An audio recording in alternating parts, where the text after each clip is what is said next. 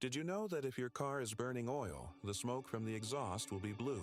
If you see blue smoke coming from your car's exhaust, it means that the engine is burning oil.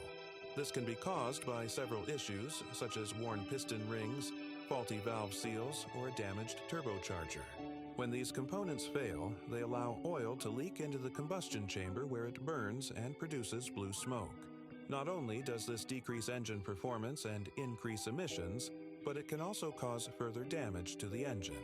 Therefore, if you notice any blue smoke coming from your car's exhaust, you should take it to a professional mechanic as soon as possible to inspect it. Like, share, and subscribe for more useful tips.